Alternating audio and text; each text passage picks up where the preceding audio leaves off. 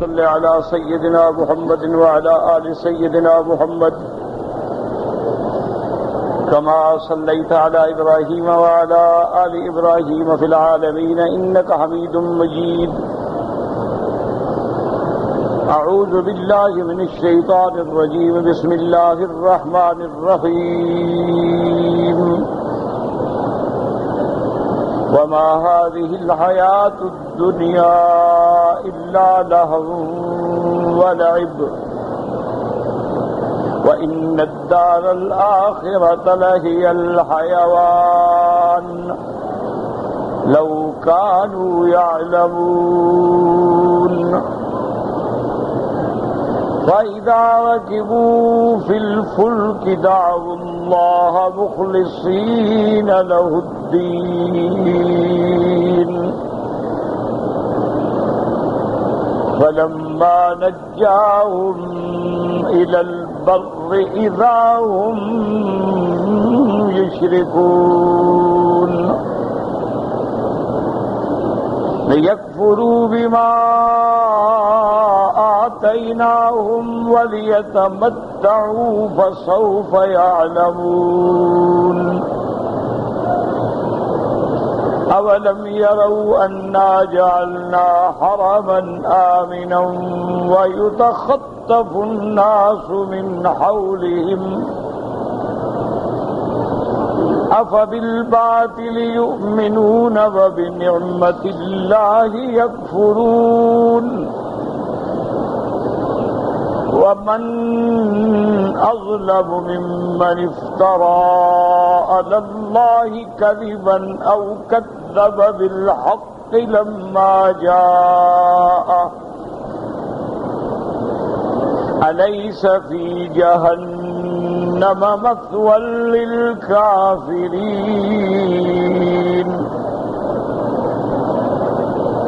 والذين جاهدوا فينا لنهدينهم سبلنا وإن الله لمع المحسنين. اللہ تبارک و تعالی نے کلام مقدس کی ان آیات مبارکہ میں ارشاد فرمایا ہے فَإِذَا رَكِبُوا فِي الْفُلْكِ دَعَوُا اللَّهَ مُخْلِصِينَ لَهُ الدِّينَ. جیسا کہ آپ نے سابقہ آیات میں پڑھا ہے کہ جب کافروں سے پوچھا جاتا ہے کہ آسمانوں اور زمینوں کو کس نے پیدا کیا تو کہتے ہیں اللہ نے پیدا کیا. جب ان سے پوچھا جاتا ہے کہ آسمانوں سے پانی کون اتارتا ہے کہتے ہیں اللہ نے اتارا ہے، اللہ زمینوں کو زندہ کرتے ہیں.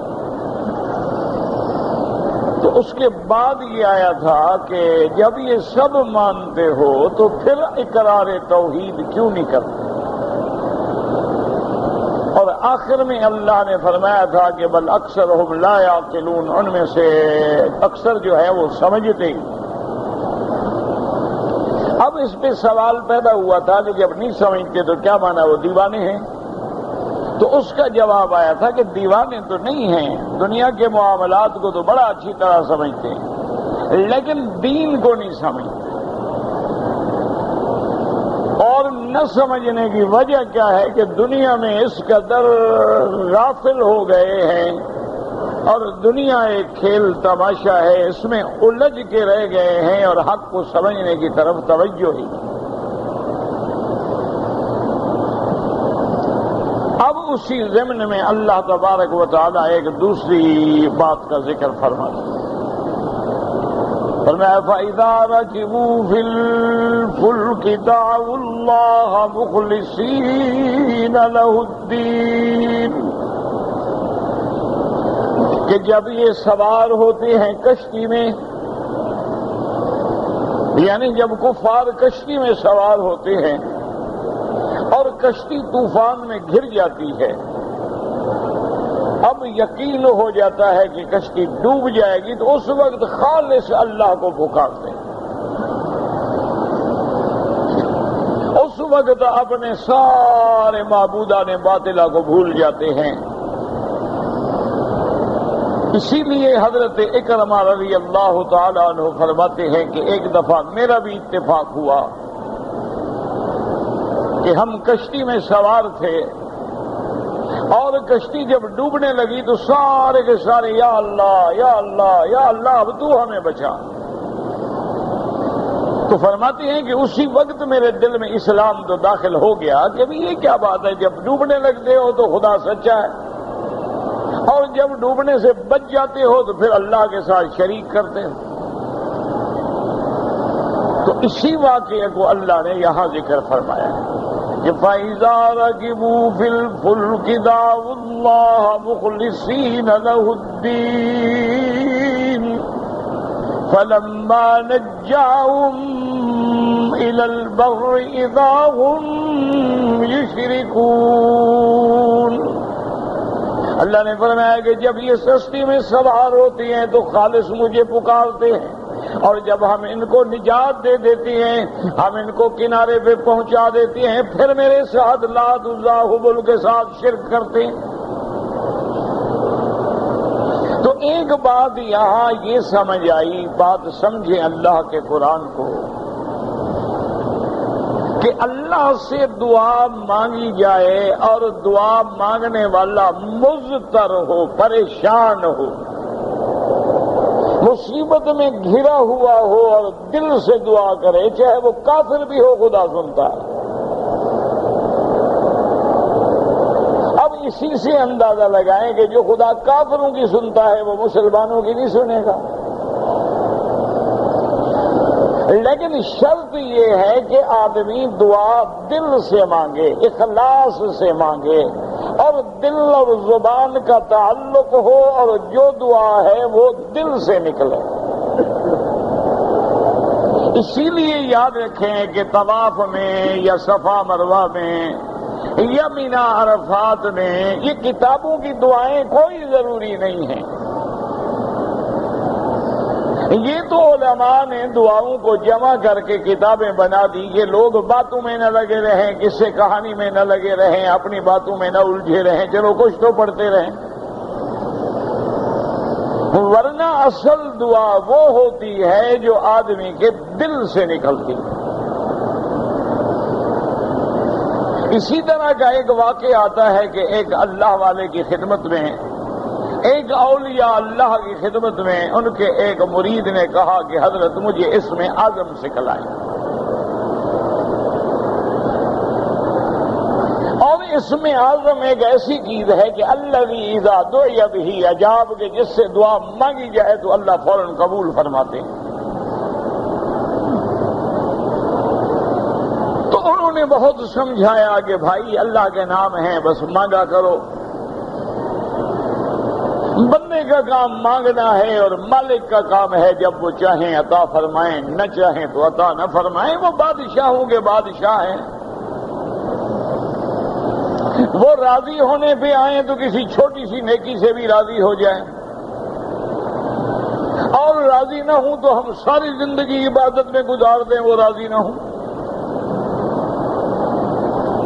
لیکن اس اللہ کے بندے نے، مرید نے حضرت کو تنگ کر دیا۔ ایک دن آپ سردیوں کا موسم تھا اور دریا اپنی طغیانیوں میں تھے، تو حضرت اس کو لے کے دریا کے کنارے پہ آئے اور کہا دیکھو بات سنو، اس دریا کو تم ابھی اسی حالت میں عبور کر کے دوسرے کنارے پہ جاؤ، اور وہاں ایک درخت ہے اس کا پتا توڑ کے واپس لے آؤ، اگر تم کامیاب ہو گئے تو میں تمہیں اسم اعظم بتلا دوں گا، اور اگر تم ناکام ہو گئے تو چلو میری جان تو چھوٹی نا۔ اس کو شوق تھا، شوق تو پھر شوق ہوتا ہے نا۔ اس نے جناب دریا میں چھلانگ لگائی اور گیا، اور چلتے چلتے اور دوسرے کنارے پہ پہنچا، وہ پتا توڑا، پھر دوبارہ آیا، مرتا مرتا بچا، بے ہوش ہو کے بہرحال پہنچ گیا۔ کہا حضرت اب میں نے اپنا وعدہ پورا کر دیا ہے کہ اس سردی میں اور دریا کی اس طغیانی میں نے اپنی جان جوکھوں میں ڈال کے آپ کا حکم مانا ہے. اب مہربانی کریں مجھے اس میں آدم سکھلائیں, آپ بھی اپنا وعدہ پورا کریں. انہوں نے فرمایا کہ ہاں میں وعدہ پورا کرتا ہوں, بس میری ایک سوال کا جواب دے دو. انہوں نے کہا حضرت فرمائے, کہا کہ جب تم دریا میں چھلانگ لگا کے گئے تھے, جاتے ہوئے یا آتے ہوئے کبھی تم پہ کوئی ایسا وقت بھی آ گیا تھا کہ تمہیں یقین ہو جائے گا میں ڈوب کے مر جاؤں گا؟ اس نے کہا حضرت جب میں واپس آ رہا تھا اور باقی کنارہ نظر بھی آ رہا تھا لیکن میرے ہاتھ پاؤں چل ہو گئے, جواب دے گئے, اب حرکت کرنے کے قابل نہیں رہے, مجھے یقین ہو گیا کہ اب میں نہیں بچتا. تو آپ نے فرمایا کہ پھر اس وقت تم نے کیا کیا تھا؟ اس نے کہا حضرت میں نے کہا یا اللہ مجھے پار پہنچا دے. انہوں نے کہا یہی تو اسم آدم ہے. انہوں نے فرمایا یہی اسم آدم ہے, لیکن اسی طرح مانگنا ہے جیسے دریا میں تم نے مانگا تھا, کہ جب تمہارے دل سے آواز نکلے گی تو پھر اللہ کا اسم ذات ہے, وہ تو اسم آدم ہے. لیکن شرط یہ ہے کہ کیونکہ اللہ فرماتے ہیں جب کافروں نے پکارا تو میں نے ان کی بھی دعا سن لی, ان کو بھی کنارے پہنچا دیا. اسی طرح دیکھیں کہ سب سے بدترین اشکل مخلوقات جو ہے وہ ابلیس لعین ہے, لیکن اس نے جب دعا مانگی اللہ نے اس کی دعا سن لی کہ نہیں سنی؟ یعنی وہ ملعون ہے, مطرود ہے, مرجوم ہے, اللہ کا حکم ہے تم پہ لعنت ہے, نکل جاؤ. اس نے کہا جی ٹھیک ہے لیکن مجھے مہلت دے دو, مجھے لمبی زندگی دے دو. اور وہ زندگی بھی اس لیے دے دو کہ تو آپ کے بندوں کو میں گمراہ کروں گا. اللہ تبارک و تعالی نے اس کی بھی دعا سن لی. تو جو خدا ابلیس کی سنتا ہے, جو ابو جہل ملعون کی سنتا ہے, جو کافروں کی سنتا ہے, یہود و نصارہ کی سنتا ہے, جھوٹے دیوی دیوتاؤں کے پجاریوں کی سنتا ہے, وہ اپنے ماننے والوں کی نہیں سنے گا. لیکن شرط یہ ہے کہ وہ اخلاص کہاں ہے. اس لیے قرآن فرماتے ہیں فَلَمَّا نَجَّاهُمْ إِلَى الْبَرِّ اذا هم یشرکون, جب ہم نے ان کو کنارے پہ پہنچا دیا اب لگے شرک کرنے. لیکفروا بما آتیناہم ولیتمتعوا فسوف یعلمون. اللہ تبارک و تعالی نے فرمایا لیکفروا, چونکہ اللہ نے ان کو بچا لیا ہے, صیت دی ہے, یہ لام لام عاقبت ہے. نتیجہ کیا ہے کہ وہ کفر کریں اور نہ شکری کریں ان نعمتوں کی جو اللہ نے ان کو دی ہے. اچھا زندگی کے کچھ دن گزار لیں لیکن انجام فسوف یعلمون, اور آنے والے دنوں میں آخرت میں انجام دیکھ لیں گے کہ کیا نتیجہ نکلتا ہے. اب کافروں کے ایک دوسرے سوال کا جواب ہے کہ بعض کفار مشرکین مکہ یہ کہتے تھے کہ یا محمد صلی اللہ علیہ وسلم اگر آپ پر ہم ایمان لے آئیں, مسلمان ہو جائیں, تو آپ کے پاس تو نہ دولت ہے, نہ طاقت ہے, نہ لشکر ہے, نہ فوج ہے, نہ جنود ہیں, تو یہ کافر تو ہمیں کھا جائیں گے, مار ڈالیں گے. تو ہم کیسے اپنے جانوں کو خطرے میں ڈال دیں؟ اس وجہ سے بھی ہم مسلمان نہیں ہوتے کہ یا محمد یا صلی اللہ علیہ وسلم آپ کے ساتھ چند ایک لوگ ہیں اور وہ بھی غریب ہیں, مستضعفین کی ایک جماعت ہے, اگر ہم ایمان لے آئیں تو عرب کے جو بڑے بڑے قبائل ہیں وہ تو ہمیں مار ڈالیں گے.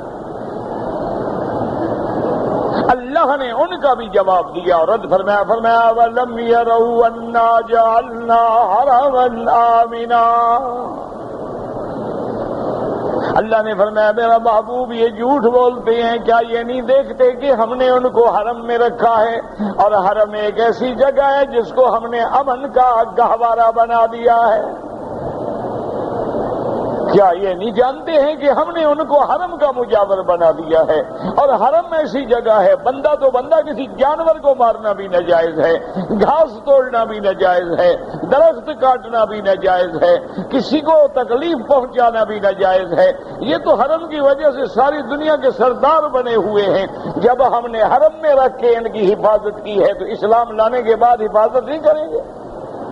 اللہ نے ان کا یہ بھی جواب دیا کہ اولم یروا انا جعلنا حرما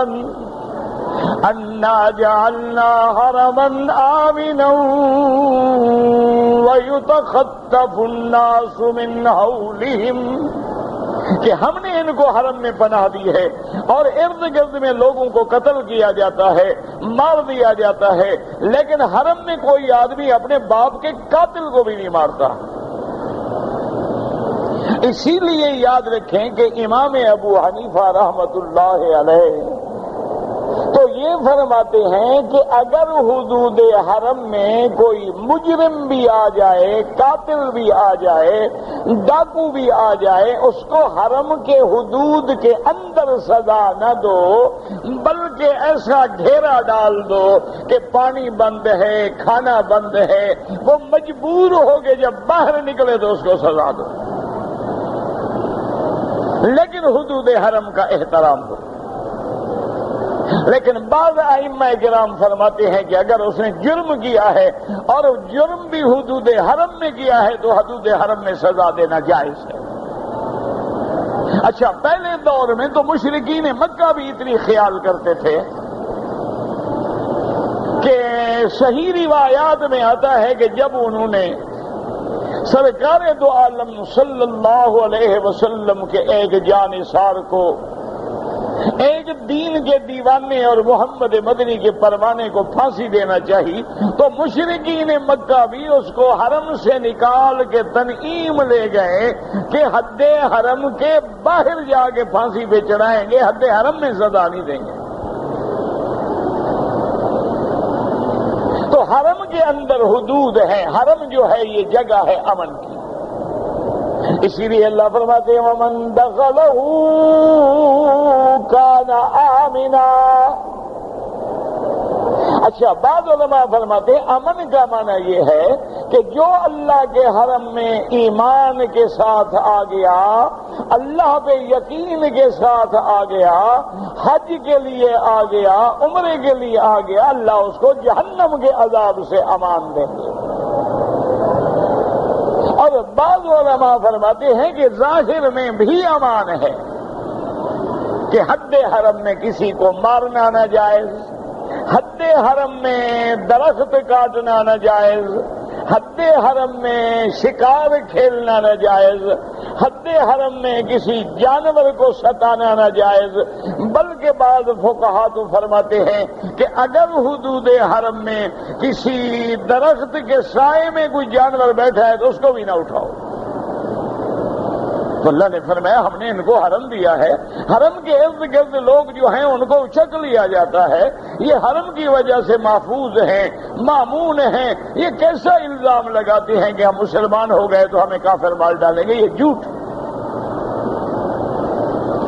وَمَنْ أَظْلَمُ مِمَّنِ افْتَرَىٰ عَلَى اللَّهِ كَذِبًا أَوْ كَذَّبَ بِالْحَقِّ لَمَّا جَاءَهُ۔ اللہ نے فرمایا اس سے بڑا ظالم کون ہے؟ ممن افترا علی اللہ کاذبا، جو اللہ پہ جھوٹ بولے، اللہ کے ساتھ شریک ٹھہرائے، اللہ کے لیے اولاد بنائے، اللہ تبارک و تعالیٰ کے لیے بیوی بنائیں، اللہ تبارک و تعالیٰ کے ساتھ لات عزا منات کو بھی نعوذ باللہ انداد و شرکا سمجھے، اس سے بڑا جھوٹا کون ہے؟ او کذب بالحق لما جاءہ، یا جب حق اس کے پاس آئے، قرآن آئے، محمد مصطفیٰ آئے، اللہ کا نبی آئے، اللہ کا فرمان آئے، اس کی تکذیب کریں۔ الیس فی جہنم الیس فی جہنم مثوی للکافرین، اللہ نے فرمایا کیا جہنم نہیں ٹھکانہ کافروں کا؟ یعنی جہنم ہی ٹھکانہ ہے کافروں۔ اور آخری آیت میں اللہ تبارک و تعالی نے ارشاد فرمایا ہے والذین جاہدوا فینا والذین جاہدوا فینا لنہدینہم سبلنا وَإِنَّ اللَّهَ لَمَعَ الْمُحْسِنِينَ۔ اب علماء فرماتے ہیں والذین جاہدوا، جن لوگوں نے جہاد کیا، اپنے آپ کو اللہ کے دین کے لیے مشقت میں ڈالا۔ اب مشقت ہجرت کے ذریعے ہے، مشقت جہاد کے ذریعے ہے، مشقت دین پہ جمے رہنے کے ذریعے ہے، اللہ کے دین پہ قائم رہنے میں، اللہ کے دین کی دعوت دینے میں۔ اللہ نے فرمایا جو لوگ ہمارے دین کے لیے، ہمارے رستے کے لیے کوشش کرتے ہیں، لَنَهْدِيَنَّهُمْ سُبُلَنَا، ہم ان کے لیے رستے کھول دیتے ہیں کہ اللہ کے دین کے لیے جب تم ہجرت کرو گے تو رستے کھول دیں گے، اللہ کے دین کے لیے جب تبلیغ میں نکلو گے تو رستے کھول دیں گے، اللہ کے دین کے لیے جب تم مشقت برداشت کرو گے تو اللہ اپنے خزانے غیب سے تمہارے لیے دنیا و آخرت میں ہدایت کے رستے عطا فرمائیں گے۔ اور فرمایا وَإِنَّ اللَّهَ لَمَعَ الْمُحْسِنِينَ، اور اللہ تبارک و تعالی صالح عمل کرنے والوں کے ساتھ ہیں، اللہ تبارک و تعالی احسان کرنے والوں کے ساتھ ہیں۔ احسان کا کیا معنی؟ حضور پاک نے فرمایا احسن لمن اساء الیک، اس سے بھلائی کرو جو تمہارے ساتھ برائی کرے، سل من قطعک، اس سے تم اپنی قرابتداری رشتہ جوڑو جو تم سے توڑتا ہو۔ تو یہ معنی ہے احسان کا۔ اللہ نے فرمایا ہم احسان کرنے والوں کے ساتھ ہیں۔ ساتھ کا کیا معنی؟ یعنی اللہ کی مدد ساتھ ہے، اللہ کی نصرت ساتھ ہے، اللہ کی معیت نصرت حاصل ہے۔ اب دیکھ لیں کہ جب میرے مدنی کے صحابہ نے ہجرت کی، اللہ نے حبشے میں مدد فرمائی، اللہ نے مدینے میں مدد فرمائی۔ جو لوگ مہاجر بن کے نکلے تھے مشارق الارض و مغاربہا تک اسلام کا پرچم لہرا دیا۔ تو اس لیے یہ اللہ کا وعدہ ہے کہ جب تم دین کے لیے نکلتے ہو، دین کے لیے محنت کرتے ہو تو پھر اللہ تمہارے راستے کھول دیتے ہیں۔ اللہ تبارک و تعالی ہم سب کو دین کے لیے محنت کرنے کی توفیق عطا فرمائے۔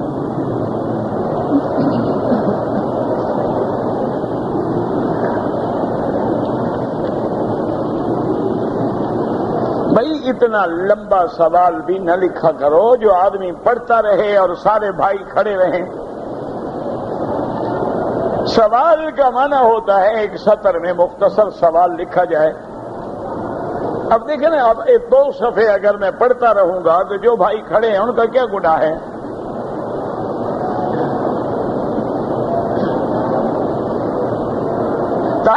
زیارت کے لیے سب سے افضل یہ ہے کہ 10 تاریخ کو آ کے طواف زیارت کریں۔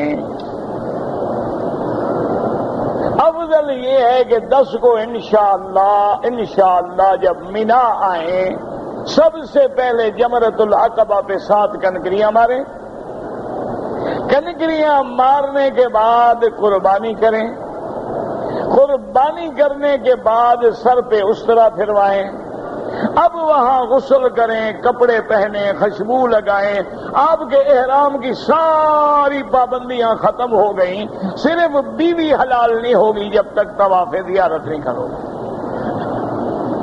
افضل یہ ہے کہ 10 کو آ کے طواف زیارت کرو۔ اب 10 کو کرو، 11 کو کرو، 12 کو کرو، دن میں کرو، رات میں کرو، سب جائز۔ امام ابو حنیفہ رحمت اللہ علیہ فرماتے ہیں کہ اگر 12 تاریخ کا سورج ڈوب گیا بعد میں طواف زیارت کرے تو دم پڑ جائے گی، لیکن باقی ائمہ کے نزدیک 13 تک بھی انشاءاللہ کوئی دم نہیں ہے۔ اور اسی طرح قربانی ہے، ایک ہے قربانی اور ایک ہے حج کی بکری۔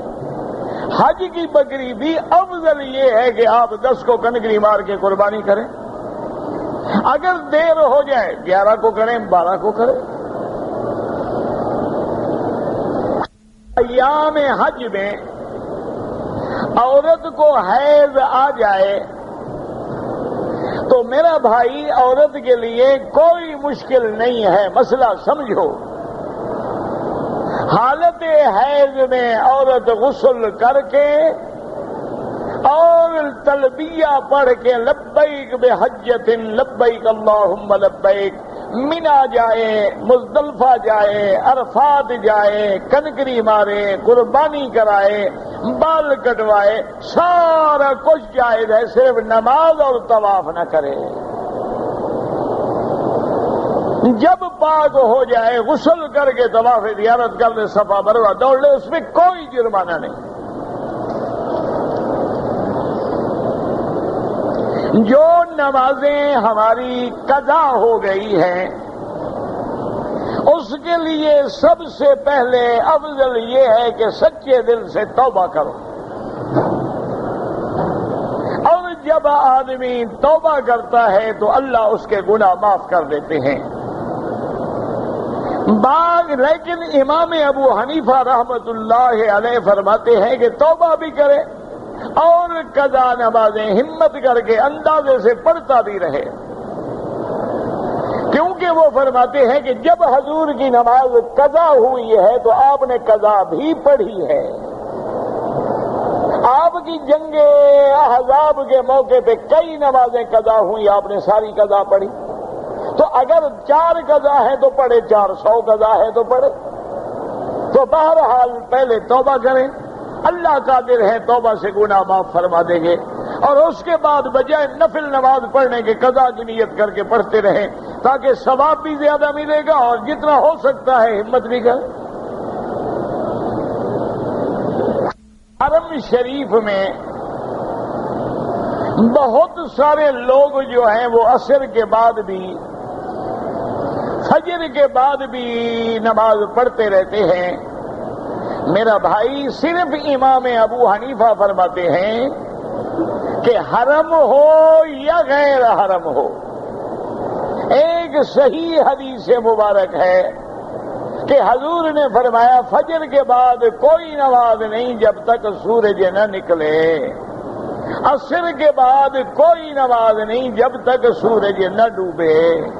وہ فرماتے ہیں یہ حکم ہر جگہ کے لیے، لیکن امام احمد ابن حنبل فرماتے ہیں کہ مکے میں حرم کے اندر رعایت ہے کہ اگر کسی نے طواف کیا ہے تو 2 رکعت جب چاہے پڑھ سکتا ہے۔ تو یہ کوئی جھگڑے کا مسئلہ ہے ہی نہیں، یہ تو بلا وجہ لوگوں نے جھگڑے بنا دیے ہیں۔ آسان مسئلہ یہ ہے، مثلا تم فجر کی نماز میں آئے، تم نے طواف کیا ہوا ہے، 2 رکعت پڑھنی ہے اور ارادہ یہ ہے کہ انشاءاللہ اشراق پڑھ کے گھر جاؤں گا، تو آرام سے بیٹھے رہو، قرآن پڑھو، جب اشراق ہو جائے اشراق بھی پڑھو، 2 رکعت بھی پڑھو، کسی حدیث کی مخالفت نہ ہو۔ اسی طرح جیسے نے عصر کے بعد کیا ہے، اس کو پتہ ہے انشاءاللہ میں مغرب حرم میں پڑھوں گا، نماز پڑھ کے پڑھ لو تاکہ کوئی جھگڑا ہی نہ ہو۔ اور اگر قافلہ تیار کھڑا ہے، بسیں نکلنے والی ہیں، تم نے طواف کیا، پڑھ لو، کوئی حرج نہیں، ایک گنجائش تو موجود ہے، ورنہ افضل سب کے نزدیک یہی ہے کہ بعد میں پڑھا جائے۔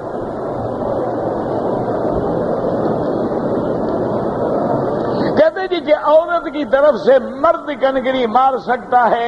اگر عورت بازاریں خود پھرتی ہے اور شاپنگ بھی خود کرتی ہے تو کنکری بھی خود مارے گی، اور اگر معذور ہے، بوڑھی ہے، اس کی کنکری مار لیں۔ تم اپنا فکر کرو، عورتیں تکڑی ہیں، مضبوط ہیں، فکر نہ کرو ان کا۔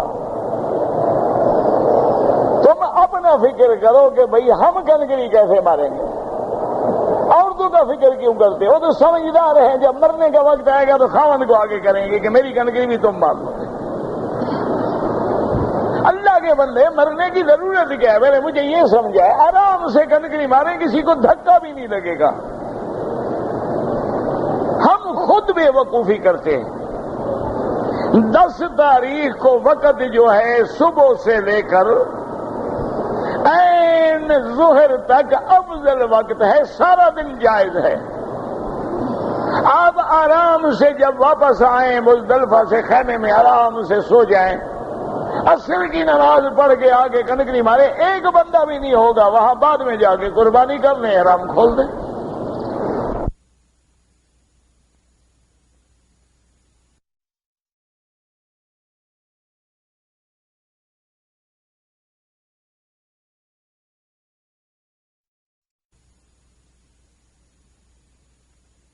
کچھ نہیں کر سکتا۔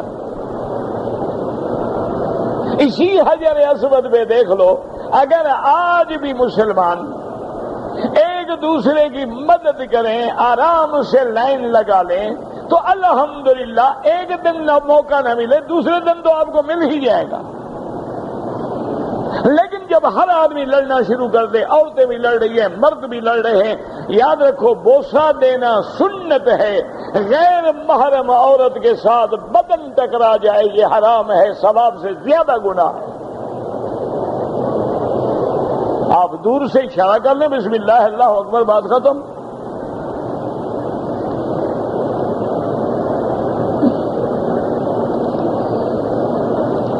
بہرحال اگر آپ کے کوئی عزیز ہیں، ان کے لیے آپ عمرہ کرنا چاہتے ہیں، حج کرنا چاہتے ہیں، کر سکتے ہیں۔ ایک آدمی نے عمرہ کیا ہے، طواف کر لیا، صفا مروہ میں 4 چکر لگائے، 3 نہیں لگائے اور سر منڈوا دیا، ابھی فوراً 3 چکر قضا کر لو، غفلت نہ کرو اور جا کے اسی نیت سے کہ یا اللہ جو میں نے 3 چکر کم کیے تھے وہ پورے کر رہا ہوں۔ بس صورت دیگر آپ کو ایک بکری دم دینی ہوگی۔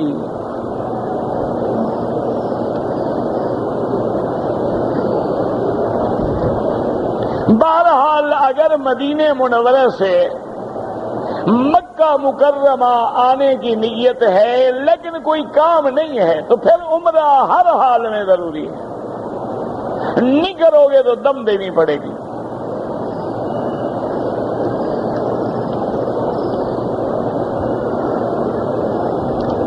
کہتا ہے کہ میں نے صفا مروہ کے 1 چکر کو 2 سمجھ کر کیے ہیں۔ 1 2 کیسے ہو گئے؟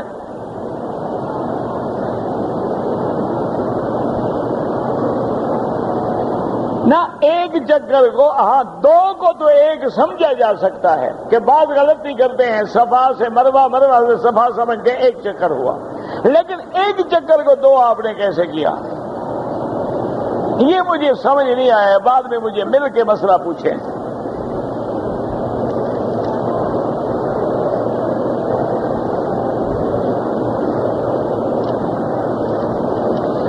اگر کوئی آدمی عمرے کے لیے جا رہا تھا، اس نے محسوس کیا کہ میرا مادہ منویہ خارج ہو گیا ہے، کوئی بات نہیں، اگر واقعی مادہ منویہ غسل کرے، کپڑے بدلے، دوبارہ عمرہ کر لے، توبہ کرے، بس۔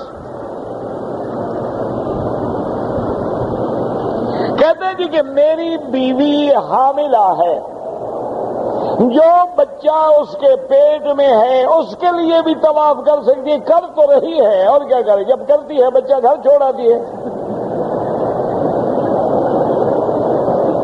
نہیں دیکھو نا پھر آپ کہتے ہیں مودی صاحب ناراض ہو جاتے ہیں، میں ناراض تو نہیں ہوتا، لیکن آپ پاگل جو بناتے ہیں۔ بھئی جب جب حاملہ ہے، بچہ پیٹ میں، اس کے طواف بھی ہو رہے ہیں بس.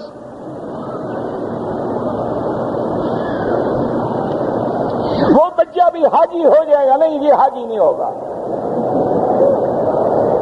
حج دنیا والوں پہ فرض ہے کہ پیٹ والوں پہ بھی فرض ہے؟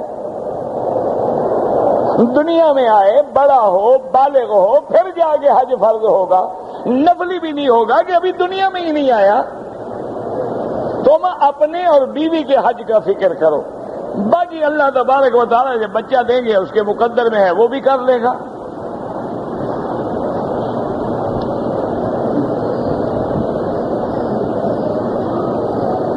کہتے کہ جو لوگ دنیا کمانے کے لیے کافروں کے ملک میں رہتے ہیں وہ بالکل ناجائز ہیں. کافروں کے ملک میں رہنا، کافروں کے ملک کا سفر کرنا، کافروں کے ملک میں سیر و تفریح کے لیے جانا بالکل حرام ہے. کافروں کے ملک میں جانے کے لیے، تجارت کے لیے جانا ہے، جائز ہے. تعلیم حاصل کرنی ہے، جائز ہے. کوئی مجبوری ہے، جائز ہے. آمدن صرف تفریح کے لیے جانا حرام ہے. اور جو لوگ وہاں چلے گئے، نسلیٹیاں لے لیں، گھر بنا لیے، اب بچنے کا طریقہ یہ ہے کہ وہ دین کا کام کریں. اب اللہ کے ہاں اللہ کے غضب سے بچنے کا علاج یہ ہے کہ وہ وہاں رہ کے دین کا کام کریں، قرآن کی تعلیم دیں، مدرسے کھولیں، مسجدیں بنائیں، مراکز اسلامیہ سے تعلق رکھیں، مسلمانوں سے مواسات کریں، ایک دوسرے کو امر بالمعروف کریں، نہی عن المنکر کریں، تاکہ وہاں کا رہنا جو ہے کسی کام لگ جائے اور قیامت میں ہم عذاب سے بچ جائیں.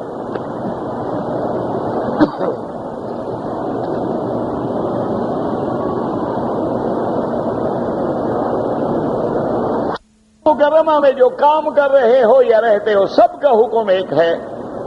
جو لوگ بھی رمضان المبارک سے مکے میں ہیں ان کا حکم بھی ایک ہے کہ وہ حج افراد کریں گے. 8 تاریخ کو حج کا احرام باندھیں گے. ان کے لیے حج کی بکری واجب نہیں ہے. آپ سے کوئی سوال کیا جاتا ہے تو آپ فرماتے ہیں کہ فلاں امام کے نزدیک یہ ہے، یہ دیانتداری کا تقاضا ہے کہ ہم تعصب نہیں برتتے. اگر ایک آدمی نے اپنے ملک میں ساری زندگی فقہ شافی پڑھی ہے، اس کو کیا کہیں؟ وہ کوئی باطل مذہب پہ تو نہیں ہے نا کہ ہم کہیں کہ وہ غلط ہے، صرف ہم سچے ہیں. باقی ائمہ جو ہیں یاد رکھیں، ان کا کوئی قول جو ہے وہ قرآن و سنت کے خلاف نہیں ہوتا. یہ الگ بات ہے کہ ہم نے تو 2 حدیثیں پڑھی ہیں اور ان کے سامنے ہزاروں حدیثیں ہوتی ہیں. ہم نے تو 1 حدیث پڑھی ہے، ان کے سامنے ناسخ و منسوخ ہوتے ہیں. ہم نے تو 1 حدیث پڑھی ہے لیکن اس کو سمجھا نہیں ہے، انہوں نے سمجھا ہے. انہوں نے یوں سمجھ لیں مثلا کہ جیسے آپ ایک سنارے کے پاس جاتے ہیں کہ جی مجھے گلے کے لیے، بیوی کے لیے نیکلس چاہیے، چوڑیاں چاہیے، انگوٹھی چاہیے. اب اصل تو سونا ہے لیکن بنانے والے نے تیری ضرورت کے مطابق بنا کے رکھ دیا ہے. اصل قرآن و سنت ہے. ان ائمہ نے ہر مسئلہ نکھار کے الگ الگ کر کے ہمارے لیے واضح کر دیا ہے.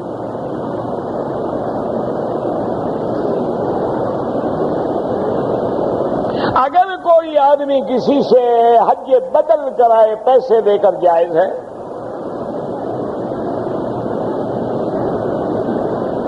کہتے ہیں کہ میرے ایک چچا جو ہیں عذاب قبر کے منکر ہیں اور وہ دلیل میں یہ آیت پڑھتے ہیں کہ قالوا یا ویلنا من بعثنا من مرقدنا هذا ما وعد الرحمن وصدق المرسلون. یہ آیت تو پڑھتے ہیں تمہارے چاچا النار یعرضون علیہا غدوا وعشیا. یہ آیت نہیں پڑھتے تمہارے چاچا. یہ آیت تو پڑھتے ہیں وَمِن وَرَائِهِمْ بَرْزَخٌ إِلَىٰ يَوْمِ يُبْعَثُونَ کی آیت نہیں پڑھتے. تمہارے چاچے کی بات مان لوں یا محمد الرسول اللہ کی بات مانوں؟ صحیح حدیث میں ہے کہ مر بقبرین حضور دو قبروں پہ گزرے، فرمایا انہما یعذبان، ان پہ عذاب ہو رہا ہے۔ اب میں حضور کی بات مانوں کہ تیرے چاچے کی بات مانوں؟ اور یاد رکھو یہ آیت بھی تیرے چاچے کو سمجھ نہیں آئی۔ جب وہ کافر جہنم کا عذاب دیکھیں گے تو عذاب قبر ان کو بھول جائے گا، سمجھیں گے ہم آرام میں تھے۔ جیسے کافروں کو جب زمہریر میں منتقل کیا جائے گا تو وہ کہیں گے وہ جلنے والا عذاب بہتر تھا زمہریر سے۔ اللہ کے بندے، اللہ کے قرآن سے عذاب قبر ثابت ہے، اور یاد رکھو عذاب القبر حق، اللہ نے فرما دیا، ائمہ نے فرما دیا، حدیث قرآن سے ثابت ہے۔ اس لیے علماء کہتے ہیں کہ عذاب قبر حق ہے، لا ينکرہ الا ضال او مضل، اور اس کا منکر جو ہے وہ گمراہ ہے۔ دنیا میں جو قربانی دی جاتی ہے وہ اضحیہ ہے، وہ اضحیہ ہے، یہ حج کی بکری ہے۔ اضحیہ اور ہدی میں فرق ہے، یہ ہدی تمتع ہے، یہ ہدی قران ہے۔ وہ اضحیہ ہے جو آدمی اپنے ملک میں صاحب نصاب دیتے ہیں۔ یہ اضحیہ ہدی کا کیسے فرق کرو گے؟ اگر ائمہ نہ ہوں تو کون سمجھائے گا؟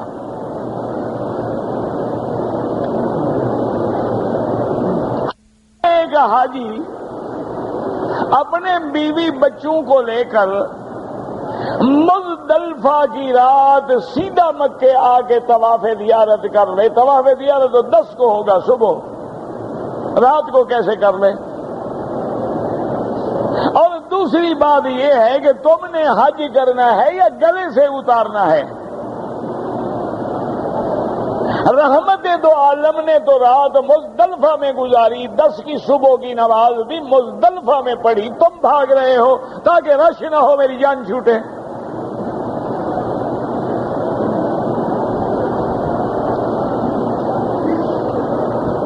تو پھر آپ جائیں نہیں، تکلیف ہی نہ کریں۔ دیکھو نا، حکیم نے تو نہیں لکھا نا کہ حج پہ ضرور جاؤ، جانا ہے تو پھر حضور کی سنت پہ چلو۔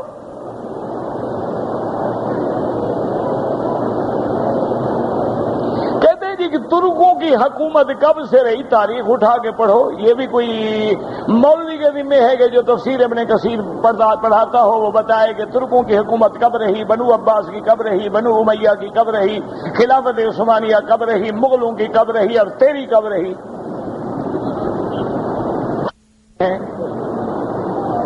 اس کے بعد خلافت عثمانیہ ہے، اس کے بعد دور مغلیہ ہے، دور غلامان ہے، اس کے بعد تیرا دور ہے جو ہم بھگت رہے ہیں۔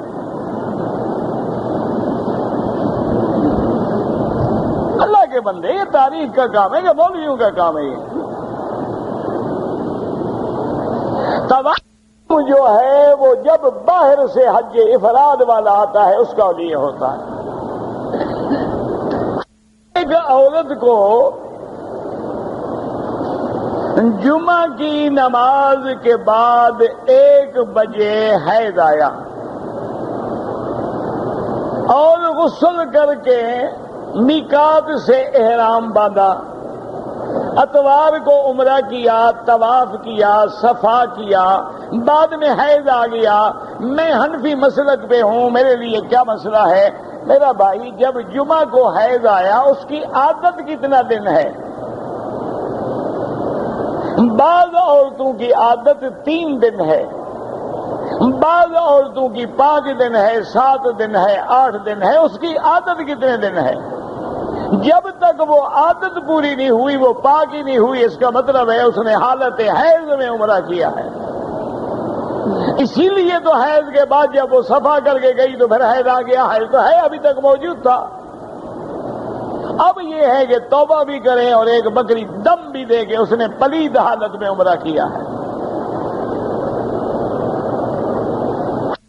عورت نے میقات سے احرام باندھی، طواف کیا، طواف کی 2 رکعت نماز نہیں پڑھی، صفا مروہ دوڑی، بال کٹوا دیے، کوئی جرمانہ نہیں ہے، 2 رکعت آپ پڑھ لے بس۔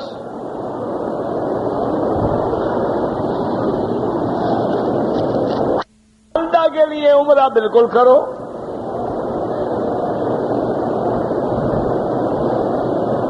اگر کسی نے آپ کو کہا ہے کہ حج بدل کرو اور حج تمتع کرو، وہ بھی جائز ہے، کوئی منع نہیں، خرچہ وہی برداشت کرے گا، کیونکہ تمتع میں آپ کو بکری دینی ہے،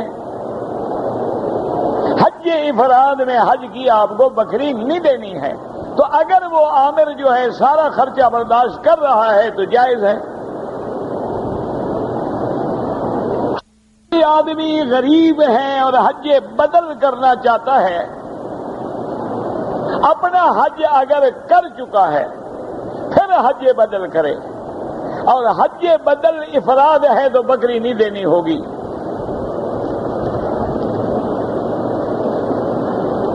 طواف کے بعد جو 2 رکعت نماز پڑھتے ہیں وہ امام ابو حنیفہ رحمت اللہ علیہ کے نزدیک واجب ہے، باقی ائمہ کے نزدیک سنت ہے۔ یعنی امام صاحب کے نزدیک تو اگر تم نے نہیں پڑھی چاہے بھول کے پھر بھی پڑھنی ہوگی، باقی ائمہ کے نزدیک سنت ہے، پڑھے تو ثواب ہے، نہیں پڑھی تو طواف ہو جائے گا۔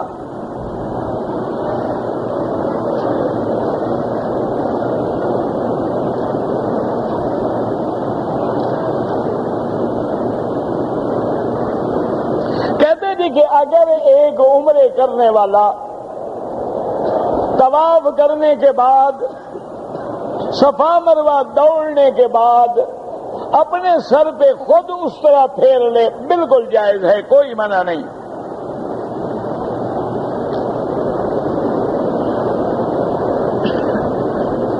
اگر ایک آدمی نے عمرہ کیا ہے، طواف اور صفا کر لیا ہے، سر نہیں مڈایا، کپڑے پہن لیے ہیں، اگر 2-4 گھنٹے گزرے ہیں تو فوراً کپڑے اتار کے احرام کی چادریں باندھ کے سر مڈالے، اور اگر ایک آدھا دن گزر گیا ہے تو سر مڈائے اور ایک بکری دم بھی ادا کرے۔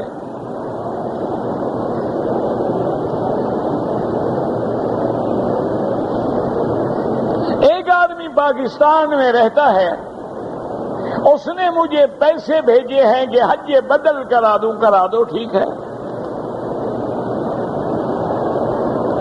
عمرہ کرنے کے بعد اگر بیوی اپنے شوہر کے بال کاٹ دے، بیوی تو ہمیشہ کاٹتی ہے، اب بھی کاٹ دے تو کیا حرج ہے؟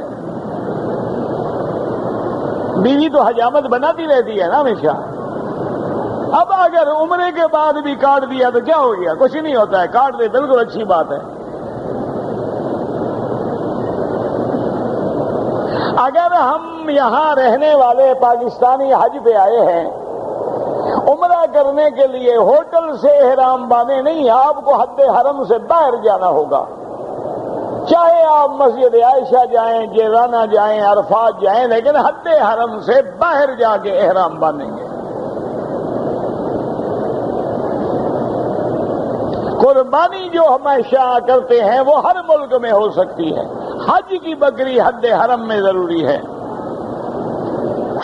ہم مدینہ منورہ جائیں گے، عمرہ اب ہم نے کر لیا ہے، مدینہ منورہ سے 2 دن حج میں ہوں گے کہ ہم آئیں گے، اب آپ کی مرضی ہے، وہاں سے عمرے کا احرام باندھ کے آ جائیں، مکے میں آ کے عمرہ کر کے احرام کھول دیں، پھر حج کے لیے 8 کو احرام باندھیں، اور اگر چاہیں تو وہیں سے حج کا احرام باندھ کے آ جائیں، آپ کو آزادی ہے کوئی، لیکن پھر احرام میں رہنا ہوگا، احرام کھولیں گے نہیں۔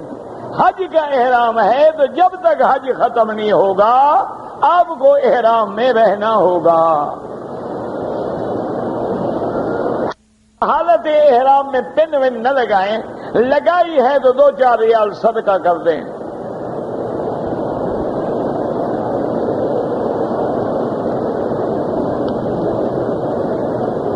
کہتے جی کہ اپنی منگیتر سے ٹیلی فون پہ بات چیت کر سکتے ہیں، کوئی ضروری بات ہے، یہ جو آج کل رواج ہے وہ حرام ہے، جب تک نکاح نہ ہو۔ منگیتر کیا مطلب؟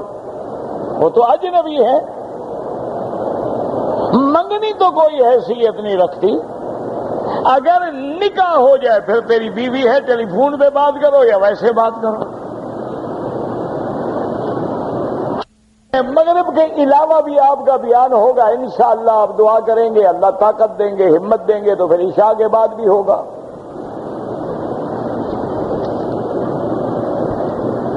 اگر کوئی آدمی لگاتار 3-4 طواف اکٹھے کر لے بعد میں 2 رکعت پڑھ لے جائز ہے.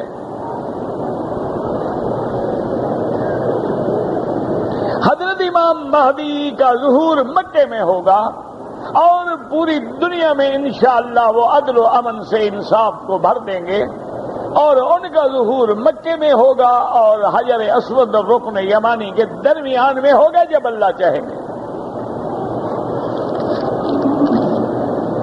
حدود حرم میں اگر کوئی آدمی گناہ کی نیت کرے تو لکھا جاتا ہے.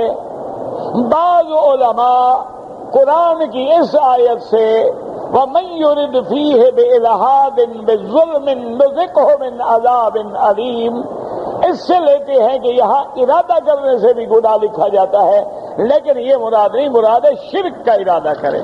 عام گناہ ارادے سے انشاءاللہ نہیں لکھا جائے گا.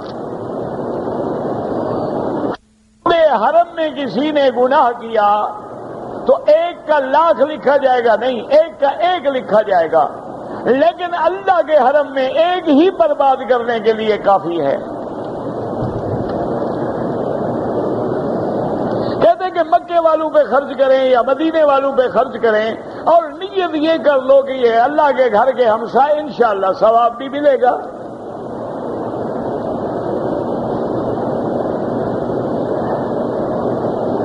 گوشت حاجی کھا سکتے ہیں اگر حاجی غریب ہے. لیڈر اپنے حاجیوں کے گروپ سے فی بکری 400 ریال لے کے 300 ریال والی بکری ذبح کرے, 100 ریال اس پہ حرام ہے, واپس کرے.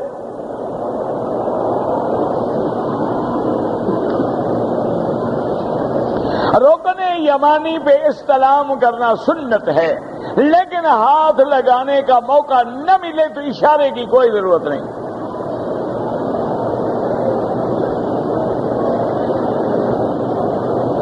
اگر کوئی لوگ جو ہیں حرم میں نہ آئیں, محلے کی مسجد میں نماز پڑھیں, اگر رہائش دور ہے تکلیف ہے ورنہ ہر حال کوشش کرو. ویسے طریقہ یہ رکھو کہ عصر میں آ جاؤ, عصر بھی پڑھو, مغرب بھی پڑھو, عشاء بھی پڑھو, پھر صبح کو آ کے فجر کی نماز پڑھو, پھر ظہر جو ہے وہ قریبی مسجد میں پڑھ لو. چھوٹا عمرہ ہو یا بڑا عمرہ ہو, طواف اور صفا مروہ کے بعد سر پہ استرا پھروانا افضل ہے. اگر بال ہیں تو بالوں کا چوتھا حصہ سارے سر سے کٹ جائے. حضور پاک نے شفا کے لیے سورت فاتحہ فرمائی. حضور پاک حضرت حسن حسین پہ دعائیں پڑھ کے دم کرتے تھے. حضور پاک معوذتین پڑھ کے اپنے بدن پہ خود پھیرتے تھے. آپ ادب سے چلیں اور نظر نیچے رکھیں. دوران طواف رکن یمانی یا حجر اسود وہ طواف نہیں, وہ وقوف ہوتا ہے. ٹھہریں گے تو ہاتھ لگائیں گے نا, ٹھہریں گے تو اشارہ کریں گے, وہ وقوف ہے طواف نہیں ہے.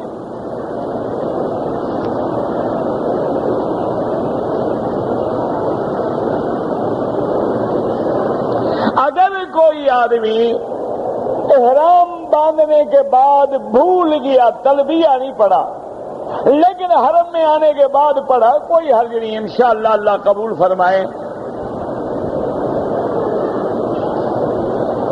اگر ہم نے بکری تمتع کے روزے رکھنے ہیں ذی الحجہ سے پہلے رکھ لیں, کوئی بات نہیں, پہلے رکھ لو. استخارہ کرنے کا طریقہ یہ ہوتا ہے کہ 2 رکعت نماز نفل اسی استخارے کی نیت سے پڑھیں, اس کے بعد درود شریف پڑھیں, اور درود شریف کے بعد جو دعا حدیث میں ہے اللہم انی استخیرک بعلمک واستقدرک بقدرتک, یہ پوری دعا 3 دفعہ پڑھیں. ان ھذا الامر پہ جب آئے تو کہے یا اللہ یہ کام کرنا میرے لیے خیر لی فی دینی و معاشی، کتابیں چھپی ہوئی ہیں وہ دعا لے لو، یاد نہ ہو نماز پڑھ کے وہ دیکھ کے پڑھتے رہو۔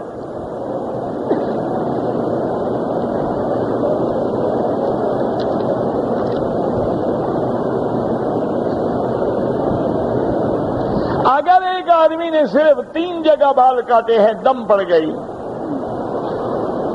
اگر پھر اسی دن سارے بال کٹوا دیے پھر دم نہیں پڑی،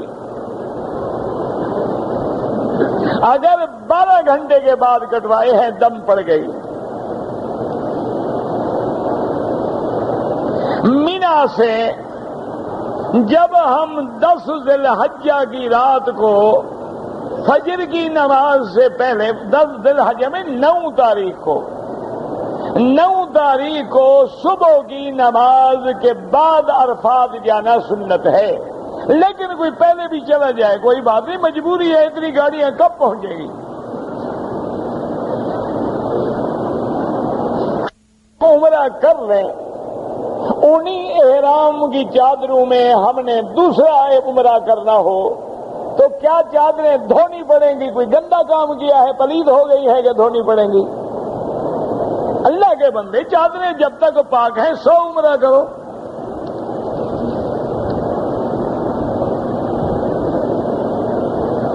اگر کسی آدمی نے حالت احرام میں 10-15 منٹ سر پہ کپڑا رکھا، کوئی دم نہیں، بہتر ہے کہ 2-1 ریال خیرات کر دو۔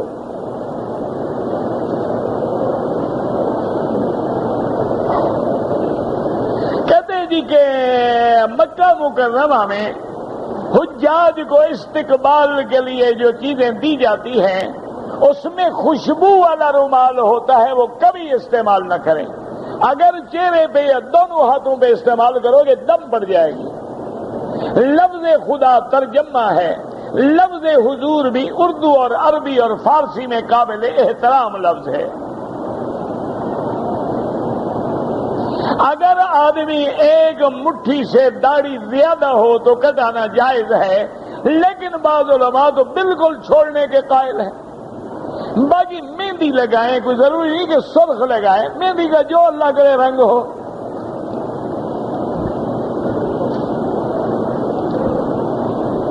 اگر ایک گروپ ہے حاجیوں کا، عمرہ کیا، طواف کیا، صفا مروہ نہیں دوڑے، سر مڈا دیا تو سب پہ 1-1 بکری دم پڑ گئی۔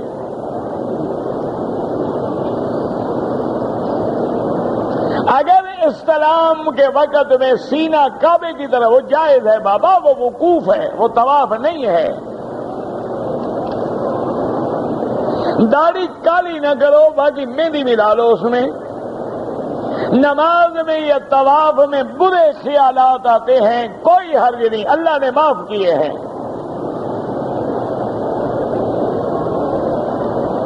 اگر عمرے میں صفا کے بعد آپ نے 2-3 جگہ ٹک لگایا ہے تو بال بھی کٹوائیں، دم بھی ادا کریں۔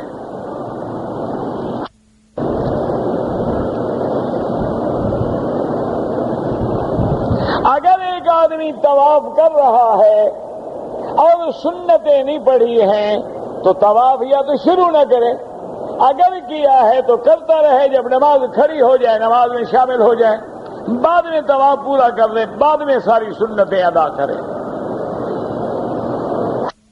مروہ ہے، دوڑ رہا ہے، نماز ہے تو بس نماز پڑھے۔ تو کشتیاں کراتے ہیں وہ ناجائز ہے۔ میں نے اپنے بیٹے کا نام شرجیل رکھا ہے، مجھے نہیں پتا شرجیل کیا ہوتا ہے۔ حضور پہ درود بھیجتے ہیں، اللہ پہنچاتے ہیں، مکے میں رہتے ہیں، وہ تمتع یا قران نہیں، وہ حج افراد کریں گے۔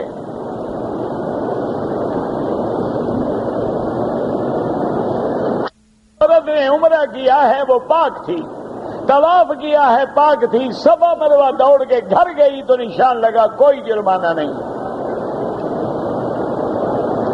نفلی عمرے کرنا زیادہ اچھا ہے، طواف کرنا زیادہ اچھا ہے۔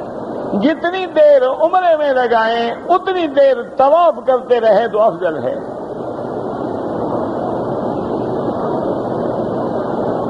مینا سے 12 ذی الحجہ کو اگر ہم نے آنا ہے تو سورج ڈوبنے سے پہلے پہلے نکل جائیں۔ جب آپ کنکری ماریں گے نا انشاءاللہ آخری جمرے پہ، اس کے 20 قدم کے بعد مینا ویسے ہی ختم ہو جاتا ہے۔ اب سے